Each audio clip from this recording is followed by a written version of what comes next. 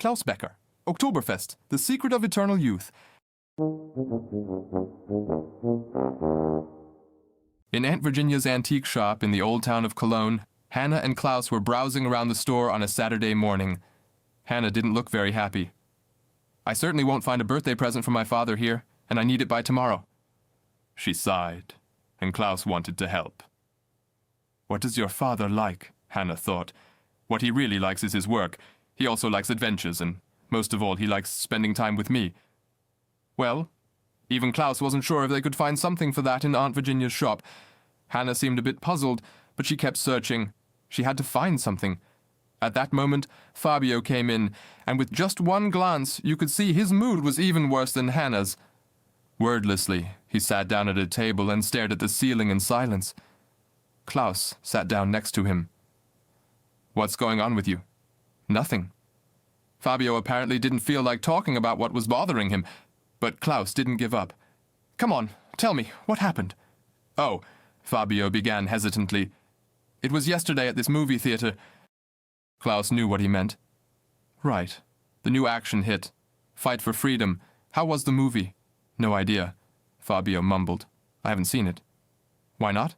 "Because I couldn't get in. They turned me away at the ticket counter." "Well, the movie is rated 12 and up. You're not 12 yet." "So what? Everyone in my class got in. Everyone. And none of them are 12 yet. Even little Nick, and he looks like a 6-year-old. Only I wasn't allowed in. They thought I was a little kid. I went home alone while everyone else had fun." "Don't take it so hard. Next year it won't be a problem anymore." "But I don't want to wait until next year. I always have to wait for the cool stuff just because I'm a kid." He stood up and turned to Klaus again. "You know what I wish for? I wish I were finally grown up. Then I could do whatever I want, and no one could forbid me anything." With that, he went to the kitchen. Hanna looked over at Klaus. "What's up with him?" Klaus laughed. "He's upset because he's still a child." "Well, I'm mad about it every day too. It passes," Hanna replied cheerfully. "Every kid knew that. You always wished you could grow up quickly. Unfortunately, there was no magic potion to make that wish come true." At that moment, Aunt Virginia came in with a large box and distracted her. "Maybe we'll find something in here for your father." She placed the box on the table. "What's that?" Klaus wanted to know. "Oh, just a box full of stuff from the attic. Haven't looked in it for ages. Help yourselves." Klaus and Hanna quickly rummaged through the contents. There were old photos of beer tents in it. Also, an old snuff box and a few hats with chamois beards. Hanna shook her head. That was nothing for her father. Finally, Hanna pulled out a large old glass beer mug. It had an inscription in old German letters. "Oktoberfest 1810, Hanna read slowly. "Looks really antique, this thing." When Aunt Virginia heard that, she immediately ran to Hanna and took the mug from her. "No, you definitely can't have that." Her voice sounded almost panicked, not as gentle and friendly as usual. "I can't give that away." With that, she placed the mug back on the table and declared loudly again, "And none of you will drink from this, especially not beer. Understood?" The children had understood. Even Fabio, who was just coming back from the kitchen. No idea why Aunt Virginia reacted so sharply. None of the children had ever drunk beer, not even secretly. Aunt Virginia was about to take the mug back to the attic when the phone rang. It was Uncle Theo, and he apparently had important news. She placed the beer mug next to her on the table while she was on the phone, and Klaus continued hunting for a gift with Hanna at the store. Nobody paid attention to Fabio, and he made a decision that would soon turn out to be a serious mistake. He grabbed the beer mug, went to the kitchen, and thought, "No one can tell me what to do or not do." No one. Because I'm practically grown up already. He opened the fridge where he had just seen a bottle of beer, opened it, poured the contents into the beer mug, and muttered defiantly, "And because I'm grown up, I'm going to drink a beer now. One single beer won't kill me." He took a deep gulp. It tasted bitter. Basically, it was pretty disgusting. Why did adults even drink such things? Then a strange feeling came over him, a sort of dizziness. He also had the impression that the tracksuit he was wearing suddenly became tighter. What was happening to him? Or was he already drunk after just one sip of beer? The refrigerator was mirrored on the outside door. Fabio looked inside, and what he saw made him freeze at first. That wasn't himself. It was a young man, about 20 years old, looking at him in clothes that were much too tight. But he moved exactly like Fabio, raised his hand when he did, shook his head when he did, touched his nose just like he was doing now. That was too much for Fabio. He dropped the beer mug, which shattered into 1,000 pieces, and then he started screaming, "Ah!" In the store, they heard the scream from the kitchen. Aunt Virginia dropped the phone receiver, saw that the beer mug was gone, and cried out in shock, "For heaven's sake!" She ran into the kitchen, followed by Klaus and Hanna. But there was no Fabio there, just a young man who looked very much like Fabio. Aunt Virginia could only shake her head. Oh no! Hanna, however, reacted very differently. She stood in front of the guy. "Who are you?" "A burglar." "We're calling the police." The young man looked bewildered, stammered, But it's me." "Who?" Hanna wanted to know. I'm Fabio." The man continued to stammer. But Hanna wouldn't let up. "Right, what have you done with Fabio? If you've hurt him, you'll regret it." But to her astonishment, the man burst into tears. "I am Fabio," he sobbed, "and I don't know what's happened to me. Don't talk nonsense." Hanna was now armed with a large kitchen knife. Klaus stood in front of her.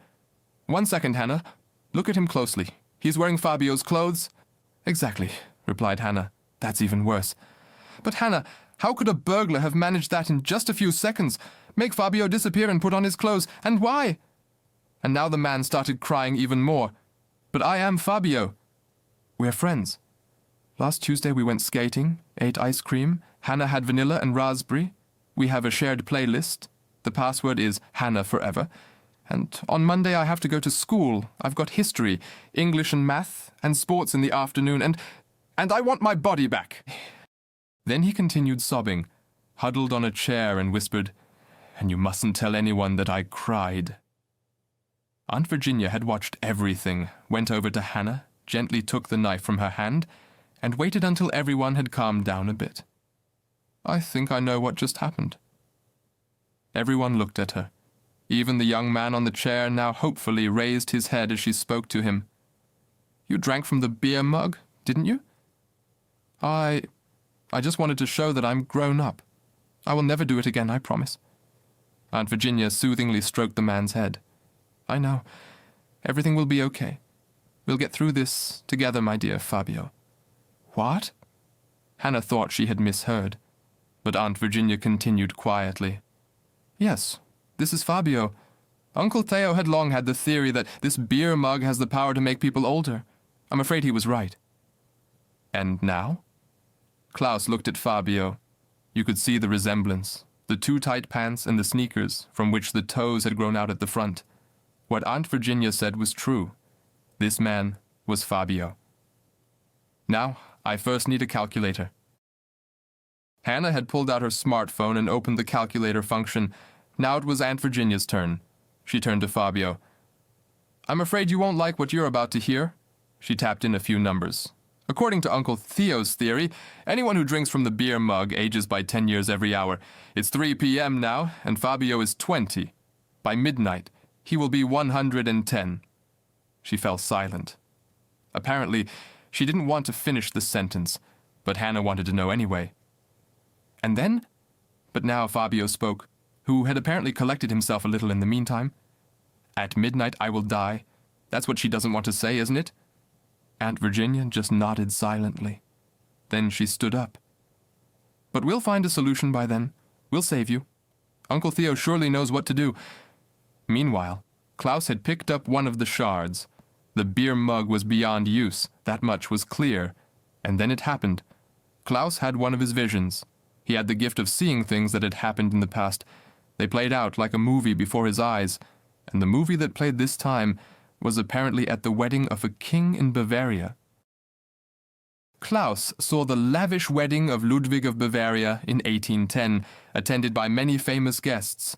One of them was Alexander von Humboldt, the most renowned German scholar at the time. He presented the king with a golden beer tap as a gift, which is usually used to tap beer barrels. However, the recipient did not seem particularly pleased. He said, "Another beer tap? Do you think we don't have enough of those here in Bavaria?" "Well," said Humboldt, "this one is special. During my research in South America, the Incas endowed it with special powers. It is said to have rejuvenating effects. The ruler remained unimpressed. I would rather look older. Those who are old are considered wise, but thank you nonetheless. Later, as Klaus also saw in his vision, the king simply discarded the beer tap without care. He wasn't interested in it. Humboldt practically fished it out of the trash and looked for someone who would appreciate such a valuable gift. And he found the right person. Because as part of the wedding festivities, a horse race was organized. The winner of the race was a man named Franz Baumgartner, a simple coachman. Klaus heard in his vision what Humboldt said when he handed him the beer tap. You, my dear Franz, have your heart in the right place. Take good care of this beer tap. When you drink from it, be very careful and only ever take a thimbleful, because then you will live a very long time. The man pocketed the golden tap and thanked Humboldt overjoyed. And with that, Klaus's vision came to an end. Breathless, he recounted what he had seen, and Aunt Virginia immediately knew what it meant. Uncle Theo has often told me about his theory. There is a beer mug that makes people age. We know now that part of his story is true, and there is a golden beer tap that reverses this effect. Fabio, who was changing because Aunt Virginia had found him more suitable clothes and shoes, regained hope. And what exactly should we do now? It's simple, Aunt Virginia replied. The wedding that Klaus saw in his vision is considered the first official Oktoberfest in Munich. Since then, it has been celebrated every year, and luckily it's happening right now. Uncle Theo is waiting there. He'll help you, and you have no time to lose. The clock is ticking, but Klaus was still a bit skeptical. Oktoberfest is huge, and this beer tap is quite small. How are we supposed to manage that in such a short time? That was indeed hard to argue with. I have an idea. Aunt Virginia disappeared briefly into the next room, then returned with one of her pets in her arms. It was her turtle, Bonnie. I'm sending Bonnie with you. She's really old, but also incredibly smart. And most importantly, she can smell gold. Really? Hanna had never heard of such skills in turtles. How does that work? Oh, she's just crazy about gold. That probably comes from her pirate days in the South Seas. She can't resist gold. Trust me, Bonnie can help you. With that, she handed the animal to Klaus. And now, off to the airport. Every minute counts. When they arrived at the airport for check-in, another hour had already passed. Fabio had visibly aged and was now about 30 years old, a fact that did not make him particularly happy. Hanna wanted to cheer him up. You look better and better with age. Many adults would be really happy about that. But Fabio didn't want to be comforted at the moment. I would much rather be a child again, believe me. Klaus quickly changed the subject to distract him. He pointed to his backpack. Soon the bags will be checked. With a live turtle, they'll never let you on the plane. The animals are under nature protection. And what do we do now? Hanna feared their trip was over before it even started, but Klaus took out some pieces of fabric, wool, and glue. I've come up with something. We'll cover Bonnie, then she'll be mistaken for a stuffed animal. 5 minutes later, they were done. Bonnie looked quite unhappy but was now covered in colorful fabric scraps, and she seemed to understand what was expected of her. Bonnie, you just have to stay completely still now so that no one notices you're alive. Can you do that? Bonnie nodded slightly. Whether it was accidental or intentional, Klaus couldn't tell, but they would find out soon. They were next in line, and their bags were being checked at the gate. The security guard opened the backpack and pointed at the turtle. What is this? He asked suspiciously. Klaus answered immediately. It's a stuffed animal, the mascot of our soccer club. The man at the gate still seemed unconvinced. Hanna put on her most innocent smile, and when Hanna wanted to, she could look really innocent, no matter what trouble she was in. Our football team. You don't know the Turtle Sockers? Never heard of them, the man growled. Fabio stepped in to help. And I am the coach of the team. We are playing an important tournament in Munich. I see. So where is the rest of the team then?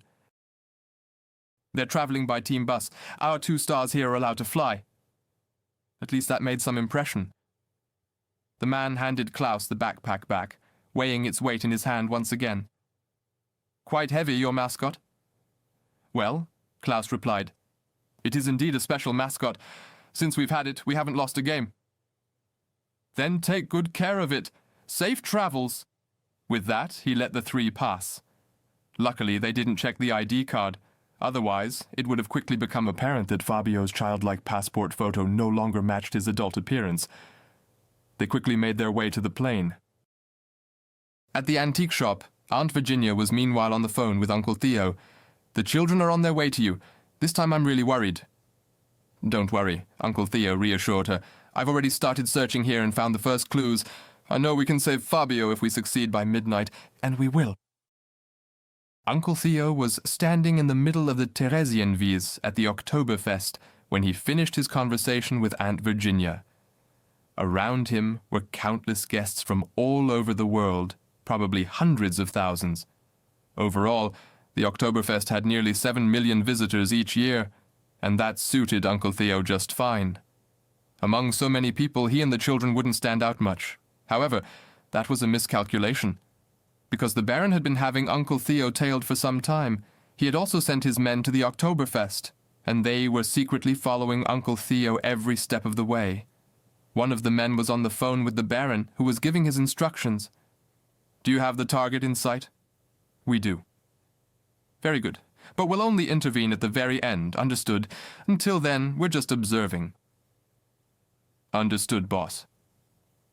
The Baron, who was far away in New York, hung up satisfied. He too knew the legend of the golden beer tap and its rejuvenating effect, and knew that Uncle Theo was on its trail. If the Baron got his hands on the tap, he could make millions in the pharmaceutical industry, or just use it himself and stay eternally young. Whatever he decided, he certainly wasn't going to let a lightweight like Uncle Theo snatch this treasure from him. Never. About an hour later, the plane began its descent into Munich. Fabio had aged again and was now around 40 years old. A flight attendant was checking to make sure all passengers had fastened their seatbelts. She noticed Fabio and asked him with concern, "Is everything okay with you?" "Yes, of course," replied Fabio. "Why do you ask?" "Well, I don't mean to be rude, but I'm afraid the flight has taken quite a toll on you. One could think you've aged by years." "I have," muttered Fabio, unable to come up with a better response. Luckily, Klaus stepped in for him. "He suffers from chronic fear of flying. It's always like this for him. 5 minutes later, he's better again, don't worry." "Oh, I see," the flight attendant smiled. "Then you must be his children. I think it's great when kids take such good care of their dad." Hanna didn't need to hear that twice. "Oh, yes, and he's the best dad in the world." She snuggled up to Fabio, who turned bright red. Luckily, the flight was almost over. Fabio couldn't wait to be a kid again. Being an adult was just awful. Uncle Theo, meanwhile, was not idle. He had already spent many years gathering all the information about the mysterious golden beer tap, and was determined to be the first to hold it after a long time. And now his quest had become even more important. He had to find the thing by midnight to save Fabio. Fortunately, Klaus had his vision, providing further valuable clues. Uncle Theo followed this trail and visited an old friend of his at the Wiesn, as the locals called the Oktoberfest. This friend was a landlord here and managed one of the large festival tents. More than 4,000 guests could fit here at one time. When Uncle Theo entered the tent, it was as always fully occupied. A band played Bavarian folk music, and apparently everyone was having a good time. Right in the thick of things, he finally found his friend. Wastel, long time no see. The friendly man, dressed in a checkered shirt and, of course, in original Bavarian lederhosen, greeted him warmly. "Hey, Theo, nice to see you drop by. Fancy a beer?" "Definitely later. For now, I'm technically working." "Still on the treasure hunt, are you?" The landlord patted him on the back in a friendly manner. Theo laughed. "I'm always like that, Wassel, you know that." He looked around. "The place is buzzing, isn't it?" The innkeeper looked around the tent proudly. "The place is always buzzing with me. That's why I unfortunately don't have much time." "Me neither. That's why I'm getting straight to the point. What do you know about Franz Baumgartner?" The question visibly surprised the innkeeper. "Oh, no one has asked about him for a long time. Well, Baumgartner. He won the horse race here at the first Oktoberfest in 1810. You probably know that already. But now it gets strange. My grandfather always claimed that he met Baumgartner personally, and that was 100 years later. 100 years after the race? My grandfather swore it. Baumgartner must have been at least 120 years old by then, and he was still in great shape. How can that be? Uncle Theo asked. But secretly he was pleased. Apparently he was on the right track. No one knows how he did it, but it's rumored that he kept a treasure his whole life, and that the treasure still exists. That's all Uncle Theo wanted to know, and it fit perfectly with Klaus's vision. Here at the Oktoberfest, the golden beer tap should still be found. That's why he quickly said goodbye. He needed to get the kids and start the search. Munich Airport is located a little outside the city, but it is easy to reach by train. However, it takes about an hour to get to the Oktoberfest grounds. It was 6 p.m. when Uncle Theo was finally able to greet Klaus and his friends. Fabio was now 50 years old, and Uncle Theo took a good look at him. "You're just getting your first gray hairs, my friend." But Fabio had accepted the aging process and hadn't lost his quick wit. "At least I still have hair, unlike you?" Everyone laughed. He was right. And Uncle Theo quickly explained his plan. "It's good that we have Bonnie with us." He patted the backpack. "Hello, old friend," he whispered to Bonnie. There was a rustle in the backpack. Evidently, Bonnie was happy to hear Uncle Theo's voice, too. "We're going to go through the festival tents now. Bonnie's sense for gold is unique. If she smells the beer tap, she'll show us." And how exactly does she do that? Hanna, like Klaus and Fabio, had never seen Bonnie in action before. "I'll be happy to show you. Just set Bonnie down here on the ground." Klaus did just that. He carefully lifted her out of the backpack. Then Uncle Theo walked about 20 meters away. "So, I'm going to take out my golden watch now. Here, Bonnie, grab it." As soon as the turtle saw the watch and Uncle Theo gave the command, something amazing happened. Bonnie started running. She didn't just run, she accelerated faster than anyone had ever seen an animal do. Uncle Theo quickly pocketed the watch and safely caught Bonnie, who was about to leap. The children were more than just amazed, they were thrilled. Hanna clapped her hands. "How fast she is!" And Klaus was impressed. "She must really have enormous strength." "Exactly," Uncle Theo agreed. "More power than any predator. When Bonnie sees gold, she can explode." Meanwhile, he had placed the turtle down again and gently patted her head. That was really impressive, but Fabio still had a question. "But doesn't she jump at anyone who, for example, wears golden jewelry?" No, Uncle Theo reassured him. "Bonnie is very smart. She knows exactly what she's allowed to do and what not." Uncle Theo wasn't sure, but if you were to hide something at the Oktoberfest, especially a beer tap, it would definitely be in the tents. So they decided to take a closer look at them. Officially, there were 14 large tents, plus 3 more on the grounds of the old meadow next door. Theo quickly calculated that not every tent would be suitable. Only the oldest ones had been around long enough to have been used as a hiding place during Franz Baumgartner's time. But even that was difficult enough. The tents were sometimes filled to the last seat, and it was hard to get access everywhere. Fortunately, Uncle Theo knew someone everywhere who could help them, and they set off on their search. In total, the Baron had sent 3 of his helpers to shadow Uncle Theo and hit if necessary.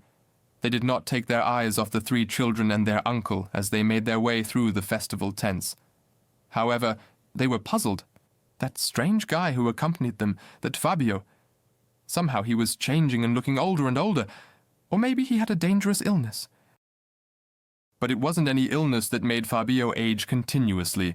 It was the old Inca magic that Alexander Humboldt had brought back from South America. By now it was 8 o'clock in the evening, and Fabio was already a respectable 70 years old, about as old as Uncle Theo, even though he had always kept his age a big secret and never celebrated birthdays. But Fabio wasn't really interested in that at the moment. He only noticed that his body was giving him trouble. "I think my vision's getting blurry," he told the others. But Uncle Theo was not impressed. "Wait until you're my age. I can't hear well anymore. That's much worse." "Still? I need to sit down for a moment." "Ha!" replied Uncle Theo. "At least you can still sit. I can't do that any more with my back." Hanna noticed something else and nudged Fabio briefly. "By the way, your shoelaces are untied." "No wonder," grumbled Fabio. "I can't bend down far enough to tie them." "At your age, you should only wear slip-on shoes," replied Uncle Theo. "Like me?" Now, however, Klaus had had enough. "It's in. It would be nice if you two would stop talking about illnesses all the time." "We are just old," Fabio complained. "Old people do that." "But not now," Hanna ended the discussion. "We have a task here, and time is running out." She was right, and inspecting the 14 festival tents had unfortunately not been helpful at all. Uncle Theo thought about it. Then he had an idea. "That Franz Baumgartner, he was a hired coachman, right? The one you saw in your vision, Klaus?" "Exactly," he replied. "There's an exhibition of old carriages here. Maybe we'll find something there. It's quite possible that original carriages from Baumgartner's time are included. Come on, it's just around the corner." The exhibition featured around 20 old carriages, each almost 200 years old. It was impressive to see how people used to travel back then when there were no cars. "Traveling used to be quite arduous, Ken," said Hanna. "Oh yes," Uncle Theo explained. "It was arduous, and also very expensive. Besides the carriage, you also had to afford the horses and a capable coachman. Someone like Franz Baumgartner." Theo looked around more closely, then stopped in front of a carriage. "This is what regular travel carriages looked like. The other models are more like private showy wagons, but in one like this," he tapped on the front of the coach box. "Someone like Franz Baumgartner might have worked back then." Klaus stepped forward. "I think I want to try something." Klaus knew he couldn't force his visions, where he saw events from the past. But what he could do was increase the likelihood of such visions by making contact with objects from that time, so he sat in one of the displayed carriages, specifically the one Uncle Theo had chosen. Klaus closed his eyes and waited. In less than a minute, it happened quite suddenly. One of his visions began. Klaus saw Franz Baumgartner once more, this time, however, not as a young man, but as a very old one. He was apparently on his deathbed, yet he looked calm and content, surrounded by his family and numerous friends, and then Klaus could hear him speak. "I am now 120 years old. I have had a happy and healthy life, and I owe it to this golden beer tap." Klaus watched as he took the tap with his slightly trembling hands. Then he continued, "This wonderful object must never be lost or fall into the wrong hands. One day, someone will come who truly needs it and proves themselves worthy. That is why I have thought long about who should keep it." Then he called one of his friends over. "To you, my friend Vogel Jacob, I pass on this legacy. Guard and hide it well, and make sure no one causes harm with it." With that, Klaus's vision ended, and he could hardly wait to tell Uncle Theo, Hanna, and of course Fabio about it. And Uncle Theo immediately knew who Bird Jacob was. He was one of the most famous vendors here. His real name was Lorenz Tresenreiter, and he was at the Oktoberfest until 1960, where he had his stall below the Bavaria statue. "And what exactly did he sell there?" Hanna wanted to know. "Birds, perhaps?" No, Uncle Theo reassured Hanna, knowing that she was quite sensitive as an animal rights activist when she heard about people trading innocent animals. This Bird Jacob sold small whistles that could imitate bird chirping very realistically. "And how is that supposed to help us?" Fabio looked quite disappointed, fearing that he would waste more time on another false lead. He didn't even want to know what diseases and ailments would threaten him when his body turned 80 or even 90 years old. But Uncle Theo announced with joy, there actually are still these bird whistlers, and they are here at the Oktoberfest, and that's exactly where we're going now. But unfortunately, some more time passed again until the four finally found the bird whistlers. About an hour. Because at the Oktoberfest, there were not only the festival tents, but also a lot of rides and various stalls. People didn't just come here to drink beer, but to have fun. It's not for nothing that the Ferris wheel, visible from afar, is the landmark of the Oktoberfest. Some of the rides have been here for almost 100 years, but Fabio wasn't really interested in all of that at the moment, because he had aged again by the time they arrived at the bird whistlers. He was now 80, and his gait was stooped. Hanna wanted to support him, But Fabio wouldn't allow it. He would manage on his own, no matter what it took. Uncle Theo and Klaus had meanwhile approached the bird whistlers. "Hello, everyone. We have a question. Who can tell us something about the bird Jakob?" But none of the adults answered them. Instead, a little girl stepped forward, about the same age as Klaus himself. "Well, what do you want to know?" Klaus pondered whether he should ask directly about the tap or try to gain these people's trust first. But by now, Fabio was next to him, and Klaus saw that time was truly pressing. Fabio couldn't sustain his aging process much longer, so he simply tried to go straight with the truth. "Well, the bird Jakob received something to keep, a golden beer tap. We'd like to have it. We need it." The little girl laughed. "Well, finally, someone who gets straight to the point. There are a lot of treasure hunters who want the same thing. Almost all of them have been here, but no one had the courage to simply tell the truth. You're the first one." Lucky, thought Klaus. Maybe they were finally at the end of their search. "And where is the tap? Can we have it?" "We don't have it anymore either," replied the little girl. "But I know where you could look." "Where?" "Well, I can't just reveal it that easily. You have to defeat me first." Klaus thought for a moment. What could it be? How could this little girl challenge them? Whatever it was, he really had no choice. "Agreed. What's it about?" "I'm a hip-hop fan, always have been. How about a battle?" "What kind of battle?" "Hip-hop freestyle on a skateboard. I'll show you. You do it after me." Now, Klaus was no longer so confident. He himself wasn't great on a skateboard. That was Hanna, and especially Fabio. That's why he pushed Hanna forward. "All right, Hanna will compete for us." But the girl shook her head. "No way. I'll choose the opponent. I want him." And her finger indeed pointed at Fabio. Klaus immediately waved it off. "That's not possible. He's an old man." "I don't care. Either him or no one." Klaus was still searching for words to somehow change the little girl's mind, but then he already heard Fabio speaking behind him. "I'll do it." Klaus turned around, whispered to him. "Do you really want to do this? I mean, well, you're old." "What choice do I have?" he whispered back, then said loudly, "Let's get started." And then the little girl did just that. And how? She pulled off some moves Klaus hadn't seen in a long time. Backflip 360, flip tricks, slides and grinds, all at a rather fast pace. When she was done, a few passers-by had already stopped and were applauding. Confident of victory, she turned to Fabio. "So? Can you do that, Grandpa?" Now Fabio was already one of the best skaters of his age in Cologne, only with the body of an 80-year-old man. Could that go well? Fabio stepped onto the board. It all looked pretty shaky. Even more spectators had gathered. They wanted to see what the funny old man was doing on the skateboard. But then, after a few seconds, Fabio started.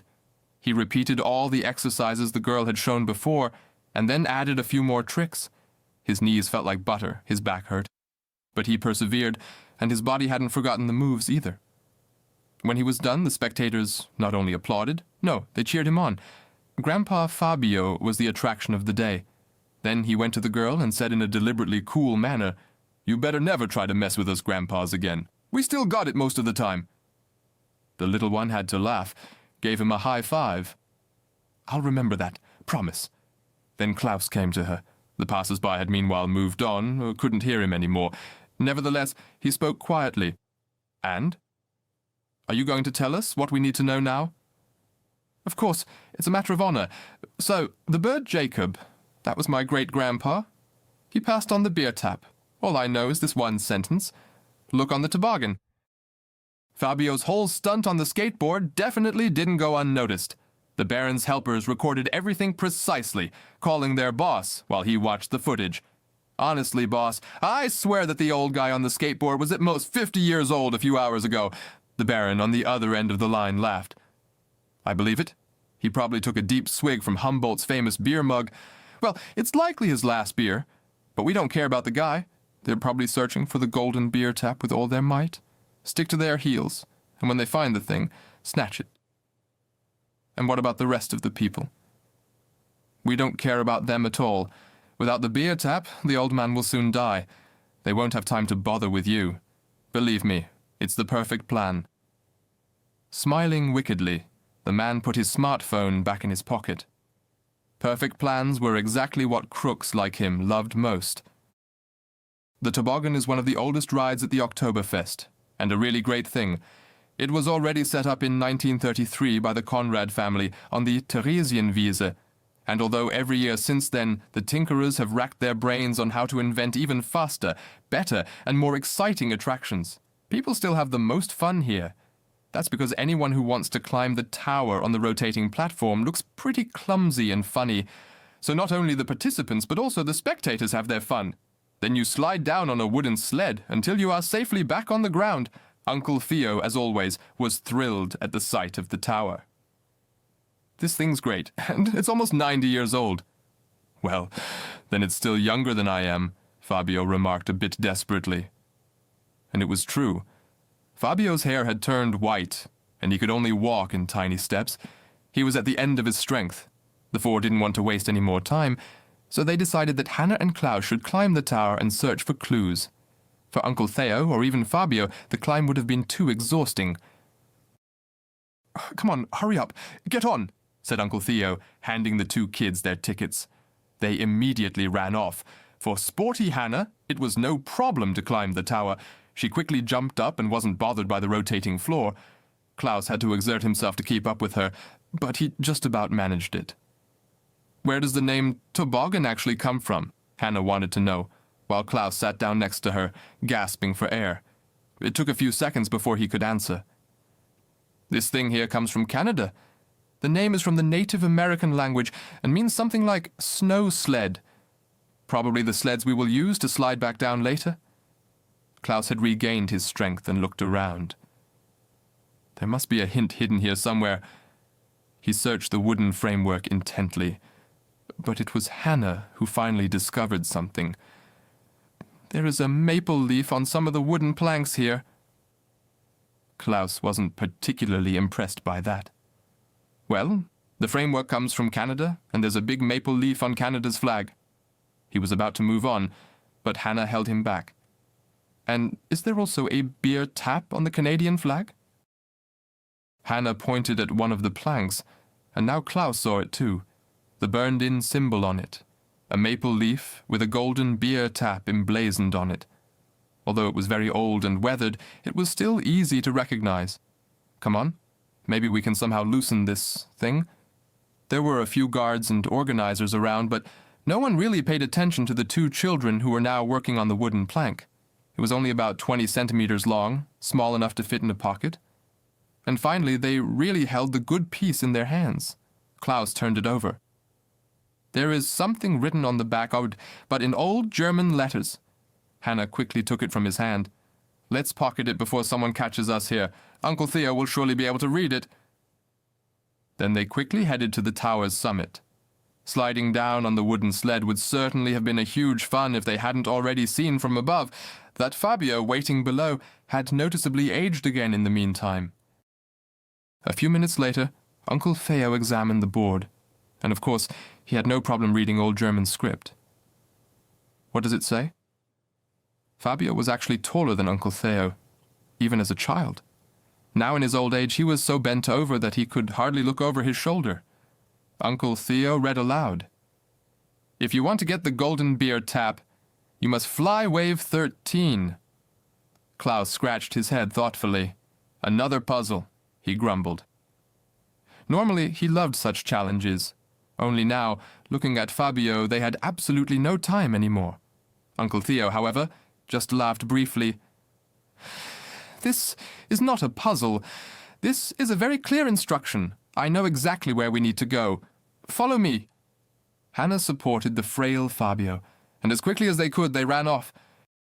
15 minutes later, they had arrived. It could have been faster, but Fabio was now well over 100 years old. However, he was still bravely standing on his feet. Hanna kept trying to cheer him up. "Later at the seniors' home, you'll probably break all the records for centenarians." "Certainly," Fabio tried to smile. "I feel no more than 95. However, with these eyes, I would probably never find my medals again." Unfortunately, that was true. His vision was deteriorating with every second. No wonder. He was probably the only centenarian in the world who managed without glasses. And because of that, he had lost his sense of direction. Where are we now? In front of a big chair swing ride, Hanna answered. Uncle Theo, of course, knew more. This is not just a simple chair swing. This is the famous Wellenflug. You don't just fly through the air in the seats, but also as if on a wave. The carousel has been here since 1919. Fabio somehow had to try to occupy his mind before he simply fell asleep from old age fatigue. He got closer to the Wellenflug. Then, we are the same age. High five, buddy. He wanted to touch one of the seats, but was way too slow for that. Meanwhile, Hanna was occupied with something else. And what does the riddle mean? Wave Flight 13? Uncle Theo pointed to the seats. Take a good look. The seats are numbered.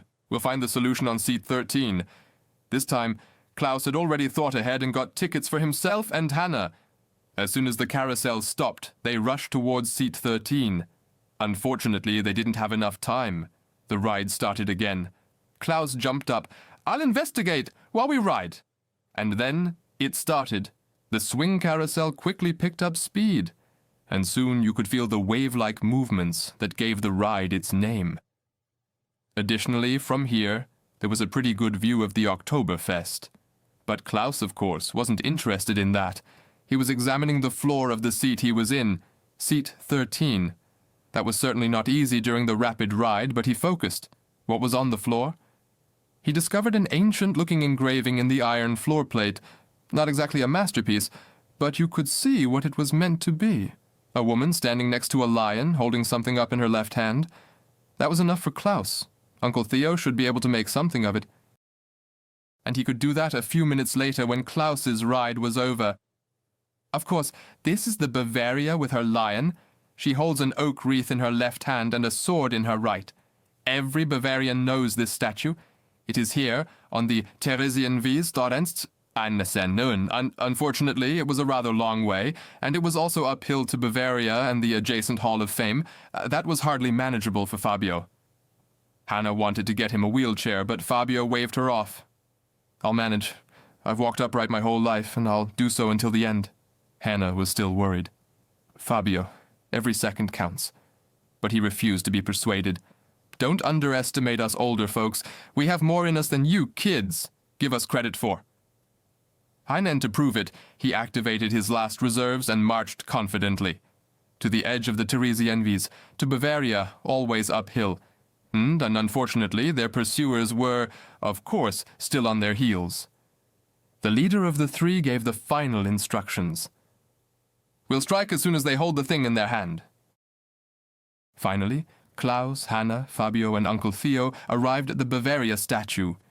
It was very beautiful, but unfortunately also quite large. Everyone looked a bit perplexed. Well, I don't know what to do next either, admitted Uncle Theo. Unfortunately, there are no more clues. We don't need any, replied Klaus. We have our secret weapon. He reached into his pocket and pulled out Bonnie. She seemed very pleased to finally be outside in the fresh air. Klaus gently stroked her shell. Sorry, Bonnie, that we had to neglect you a bit, but now we need you. Search, find the golden beer tap, and please hurry up. He placed the turtle on the grass. The Bavaria was on a large pedestal, but it was surrounded by ordinary grass, and obviously Bonnie understood. She first waddled slowly, then became more purposeful and faster. Finally, she arrived at a very specific spot next to the Bavaria on the grass and suddenly spun around quickly. She had discovered something made of gold that unleashed her incredible powers. Klaus gently picked her up and set her aside. Well done, old lady. Then he loudly called to his friends, I think we need to dig here. Naturally, they didn't have professional digging tools with them, not even a spade, but the soil of the well-maintained meadow was loose, and Uncle Theo's walking stick was enough to stir it up. Hanna and Klaus did the rest with their hands, as inconspicuously as possible, because they didn't want any unwanted spectators. But after just a few minutes, they reached their goal. They retrieved an ancient-looking cloth bag. 2 letters could be recognized on the bag as initials. F and B, read Hanna. That surely means Franz Baumgartner, replied Klaus. Then he opened the bag, And indeed, inside was a beer tap used for tapping beer barrels, and it was obviously made entirely of gold. Triumphantly, Klaus raised the tap high in the air with his left hand. He now looked a bit like the mighty Bavaria statue standing behind him, and he shouted, "Fabio, we have it!" But as he stood up, he suddenly found himself staring into the barrel of a gun, right in front of his face. The Baron's helpers struck. It seemed that everything was about to fail at the last moment. "You better give that thing to me," growled one of the men and grabbed the tap. The one holding the gun also grinned. "Beer is not for little kids anyway." Oh, but I am not a little child," one could hear Fabio shout, and he wanted to throw himself at the three thugs with his last bit of strength. He was still the same brave Fabio as before, just in the body of a nearly 110-year-old man now, and he was simply too slow and too weak to pose a danger to the three attackers. They just jumped aside, tripped Fabio, and he landed on his backside. Fortunately, the grass was soft enough, otherwise he would have surely broken a few more bones. "Stop acting tough, old man. You only have a few minutes left." At that moment, Uncle Theo came closer, with his hands raised. He spoke gently to the men. "Excuse me, I am unarmed. Don't shoot. I just want to take out my watch and see how much time our Fabio has left." "All right," the leader growled. "Make it quick." Uncle Theo took out his watch, his golden pocket watch, because what the crooks couldn't see, and what would have never interested them? Behind them stood the tortoise Bonnie, quiet, silent, and looking very harmless. Uncle Theo looked at the watch. "Fabio only has 5 minutes left. That's what my golden watch shows. My golden watch. Do you understand, Bonnie?" "Huh?" Now the crooks were quite confused. Who was supposed to be Bonnie? But Bonnie had already spotted the clock a long time ago. She could smell the gold, and her superpowers activated. She quickly attacked the three crooks from behind. She swept the legs out from under the first one, jumped right into the face of the second one, knocking him out cold. And when the third one tried to shoot her with a weapon, she quickly bit his hand. Klaus quickly grabbed the weapon, but Bonnie wasn't done yet. She jumped back and forth between the three crooks who were now lying on the ground, delivering blow after blow until they were finally unconscious and defeated, lying on their backs. The three of them wouldn't be a threat to anyone anymore anytime soon. However, many visitors witnessed this bizarre action scene. A few even applauded. Hanna tried to get rid of them with a quick explanation. "This, dear people, is Bonnie, the new action toy drone for children aged 8 and up. It will be available in stores next year." Klaus quickly jumped in to help her. "And as soon as next month, you can download the app to control Bonnie, totally free of charge." A little girl tugged at Hanna's sleeve. "I want a Bonnie already. She's cute." Hanna smiled. "She is, my dear, but she's a prototype. She's not for sale. And those three there," she pointed to the rascals, "they're prototypes too. We're making sure they get picked up right away, okay? Because now we have to hurry." Uncle Theo was meanwhile supporting Fabio. They had gone ahead once. Klaus and Hanna quickly caught up with them with the beer tap. Uncle Theo was sweating. "Only 2 minutes left. Where's the next beer keg?" "Over there in the tent." They went straight to the next festival tent. Every second counted. Uncle Theo explained, "We don't have time to ask anymore. Into the tent, change the beer tap, drink, done." Hanna had the task of distracting the bouncer. She put on her most pitiful face, even squeezed out a few tears. "I've lost my mommy." Luckily, the bouncer was friendly, took her by the hand. "Don't worry, little miss. We'll find her." With that, the path to the festival tent was clear. Uncle Theo wasted no time, yanked the beer tap out of the first barrel. A huge mess ensued. Beer sprayed in all directions. Quickly, he slammed the golden beer tap in with his hand, filled a glass, gave it to Fabio. "Now, drink, immediately." Fabio gulped down the beer, but by then the innkeeper had appeared, and of course he was furious. What was going on here? He yelled, "What kind of nonsense have you guys done?" "And what are you doing here? Drinking beer? You can't do that. You're still a kid." "What?" Fabio could hardly believe his ears. Was he a kid again? Really? Hanna, who had joined them, beamed at him, pulled out a pocket mirror, and Fabio finally saw himself again, as a kid. He laughed and cried at the same time, and Klaus pointed laughing at his baggy pants and torn shoes. "You need new clothes. You've outgrown them a bit."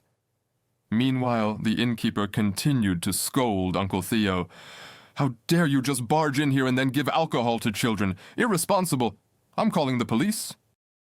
But then it got even worse for everyone, because the golden beer tap said goodbye in its own way after finishing its work. It jumped into 1,000 pieces and simply out of the big beer barrel. Again the beer splashed. Again the innkeeper cursed. Waiters came to help to stop the beer flow. And in all this chaos, no one noticed how Bonnie happily devoured the gold pieces and swallowed them cheerfully. One piece after another landed in Bonnie's stomach. Oh yes, she really liked gold very much. And let's all be honest, she really deserved this delicious meal, didn't she? Half an hour later, Theo was able to leave the Meadow police office again. They had briefly detained him because he had to take responsibility and pay for the damage the children had caused under his supervision. And, of course, he didn't tell the true story, but grumpily took all the blame himself. He also received an order to stay away. He was not allowed to enter the festival meadow for the rest of the year. Hard to believe, he complained when he met Klaus, Hanna, and the now young again Fabio outside. They treated me like a criminal, even though I have done more for the Oktoberfest tradition than any meadow host in any traditional costume club. After the ordeal, I could really use a good beer. But at this sentence, Fabio visibly shuddered. Not me. Never again. I will never touch a beer again. Uncle Theo smiled, because he liked to hear that alcohol was nothing for children. Then he looked around. Here at the Oktoberfest there was nothing left for them to do. The bandits had fled, and the turtle was sitting lively in Hannah's bag. He glanced inside and muttered, "Aunt Virginia could have told us a little more about her pet's eating habits." Then he said loudly in the direction of the bag, "And one thing should be clear to you, Bonnie. Don't come near my gold watch. Whoever eats it will have to deal with me." Klaus had to laugh. "Don't worry, Uncle Theo. I'll personally make sure she has enough salad as always in the next few weeks." Then Uncle Theo hailed a taxi. "Let's go. We're heading to the train station. With the night train, we'll all be back in Cologne tomorrow morning." Klaus was excited to be home soon, but then something else came to his mind. He nudged Hanna. "Oh dear, we've forgotten something important." Hanna didn't know what he meant, but Klaus continued, "You still haven't got a gift for your father." But Hanna saw it differently. "On the contrary, I'm giving him a visit to Oktoberfest, just with me. We'll spend time together, and you can really have all sorts of adventures here. Don't you all agree?" Oh yes, Klaus thought. A visit to Oktoberfest was really a great idea. And of course, it didn't take long before the three friends found themselves in the middle of the next adventure. But that's a new story.